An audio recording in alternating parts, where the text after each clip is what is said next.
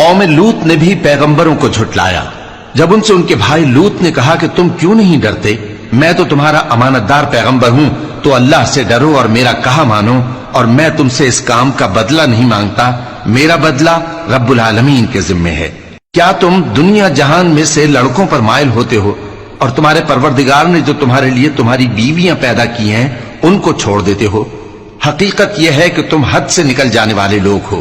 وہ کہنے لگے کہ اے لوط، اگر تم باز نہ آؤ گے تو شہر بدر کر دیے جاؤ گے۔ لوط نے کہا میں تمہارے کام سے سخت بیزار ہوں، اے میرے پروردگار مجھ کو اور میرے گھر والوں کو ان کے کاموں کے وبال سے نجات دے۔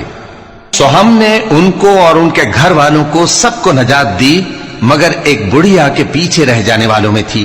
پھر ہم نے اوروں کو ہلاک کر دیا اور ان پر مے برسایا، سو جو مے ان لوگوں پر جو خبردار کیے گئے تھے برسا وہ برا تھا۔ بے شک اس میں نشانی ہے، اور ان میں اکثر ایمان لانے والے نہیں تھے، اور تمہارا پروردگار تو غالب ہے، مہربان ہے۔